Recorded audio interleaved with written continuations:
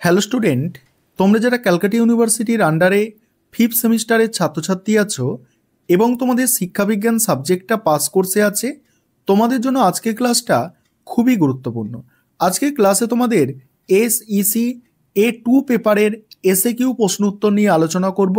বিগত 3 বছর অর্থাৎ 2022, 2021 এবং 2020 এই 3 বছরের প্রশ্নপত্রের এসএকিউর সমাধান অর্থাৎ 2 নম্বরের প্রশ্নের সমাধান নিয়ে আজকের ক্লাসে আলোচনা করব। তোমাদের 2 নম্বরের প্রশ্ন মোট পরীক্ষায় লিখতে হয় 20টা, অর্থাৎ 40 নম্বর থাকে এই 2 নম্বরের প্রশ্নে। আর এই বিগত বছরের প্রশ্নপত্র থেকে তোমরা কমপক্ষে 10টার বেশি প্রশ্নই কমন পাবে। তাই আজকের ক্লাসটা তোমরা খুব ভালো করে মনোযোগ সহকারে প্রথম থেকে শেষ পর্যন্ত দেখো। প্রথমে 2020 সালের প্রশ্নপত্রের সমাধানটা আলোচনা করছি। আমি প্রশ্নগুলো বলে যাব, তোমরা অ্যান্সারটা দেখে নেবে এবং তোমাদের সুবিধা মতো তোমরা স্ক্রিনশট করে নেবে, কারণ প্রশ্ন এবং উত্তর বলতে গেলে অনেক সময় লাগবে, সেটা অনেক সময় সাপেক্ষ। প্রথম প্রশ্ন 2022 সালে যেটা এসেছিল, সংবিধান কি বা সংবিধান কাকে বলে। তারপরে আছে কার নেতৃত্বে সংবিধান রচনা হয় এবং কত সালে সেই সংবিধান কার্যকর হয়।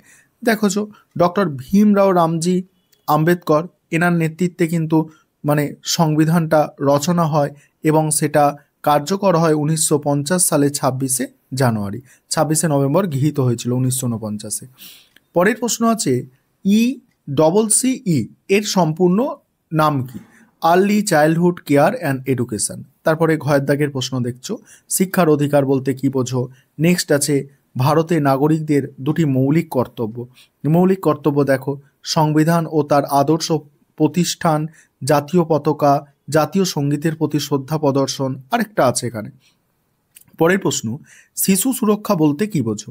নেক্সট আছে দেখো 6 দাগের প্রশ্ন, কাদের পরিযায়ী শিশু বলা হয়, পরিযায়ী শিশু কাদের বলা হয়। নেক্সট শিশু শ্রমিক কাদের বলা হয়। দেখো অ্যান্সারটা খুব সহজভাবে লেখা আছে, শিশু শ্রমিক বলা হয় 14 বছরের কম বয়সী শিশুদের, যারা তাদের বয়সের অনুপযুক্ত কাজ করে এবং তাদের শিক্ষা, স্বাস্থ্য ও মানবিক বিকাশে বাধার সৃষ্টি হয়। নেক্সট প্রশ্ন আছে দেখো CRIN এর পুরো কথা, চাইল্ড রাইট ইন্টারন্যাশনাল নেটওয়ার্ক। পরের প্রশ্ন শিশুর ক্ষমতায়নের দুটি উদাহরণ দাও। ঠিক আছে, এখানে দেখো দুটি উদাহরণ শিশুর ক্ষমতায়নের আছে, 1 নম্বর 2 নম্বর করে পয়েন্ট করে আছে। পরের প্রশ্ন উত্তরগুলো আলোচনা করব, তার আগে একটা বিষয় তোমাদের বলার আছে, তোমাদের এই সাবজেক্টের ওপরে স্টাডি মেটেরিয়াল তৈরি হয়ে গিয়েছে, আমাদের স্টাডি মেটেরিয়াল কমপ্লিট আছে। তোমরা যারা স্টাডি মেটেরিয়ালটা পারচেস করতে চাচ্ছ, নিচে যে নম্বর দেখতে পাচ্ছ এই নম্বরে যোগাযোগ করে স্টাডি মেটেরিয়াল পারচেস করতে পারো। সেখানে তোমরা 2 নম্বরের প্রশ্ন, 10 নম্বরের প্রশ্ন এবং তোমাদের 5 নম্বরের প্রশ্নের সাজেশন সহ অ্যান্সার পেয়ে যাবে। আর আমাদের স্টাডি মেটেরিয়ালের প্রাইস অর্থাৎ দাম হচ্ছে 400 টাকা। পরের প্রশ্ন আছে ভারতীয় শিশুদের যৌন নির্যাতনের দুটি কারণ লেখো। তারপরের প্রশ্ন দেখো পাক্ষবজনিত হিংসার দুটি উদাহরণ দাও। তারপরে নেক্সট প্রশ্ন আছে দেখো CSEC এর পুরো নাম।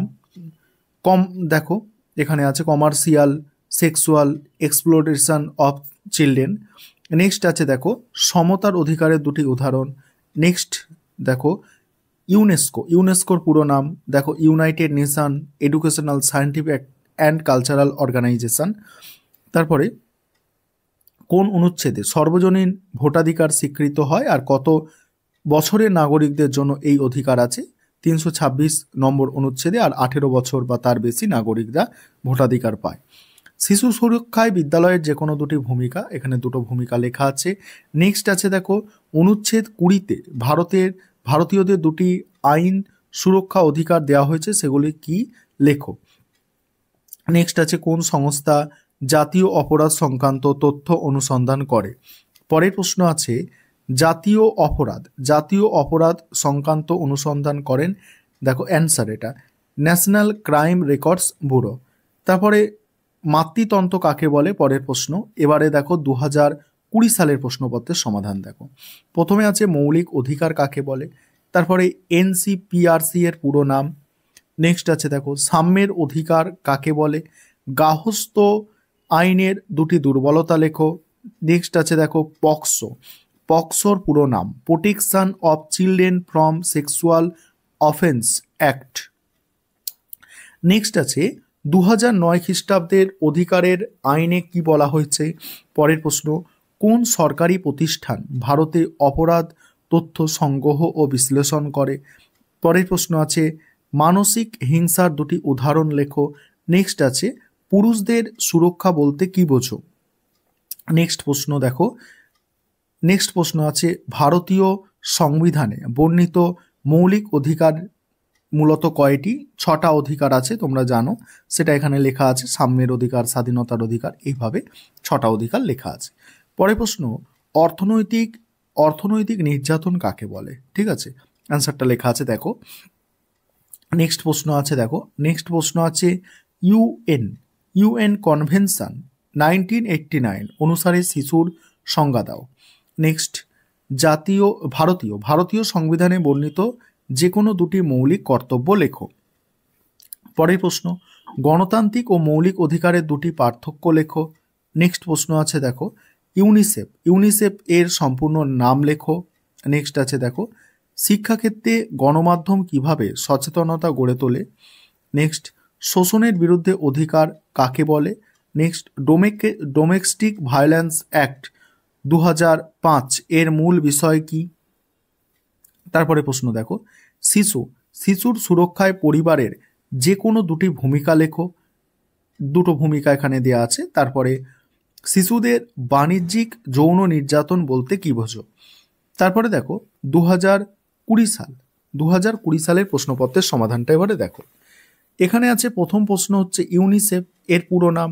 দেখো এই প্রশ্নটা আবার রিপিট আসছে, ঠিক আছে, দেখছো প্রিভিয়াস ইয়ার্স থেকে তোমাদের প্রশ্ন রিপিট আসবে, এতে কোনো সন্দেহ নেই। নেক্সট আছে ভারতীয় নাগরিকদের যে কোনো দুটো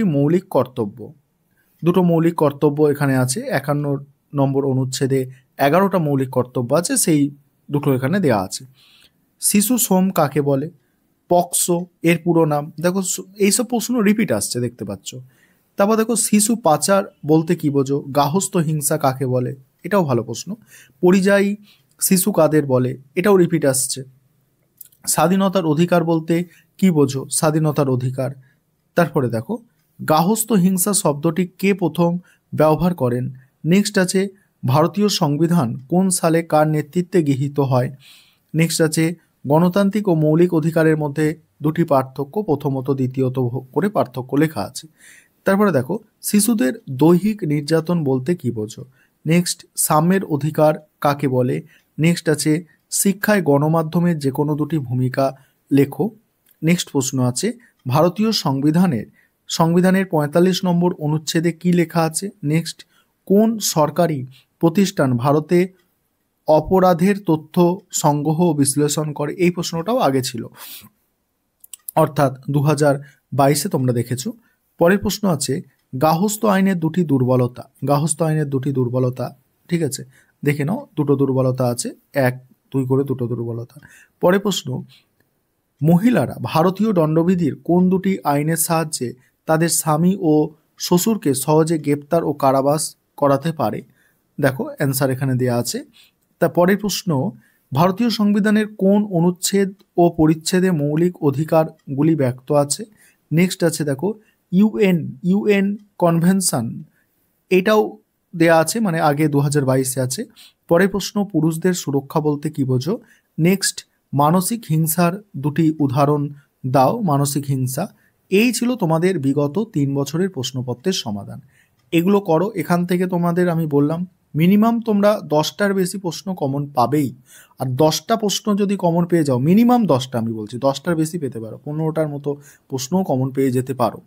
ঠিক আছে, 10টা প্রশ্ন কমন পেলেই তোমাদের 20 নম্বর একদম পাবেই, আর পাস করার জন্য সেটা অনেকটাই। তাই তোমাদের বলবো এই বিগত 3 বছরের প্রশ্নপত্র খুব ভালো করে দেখো।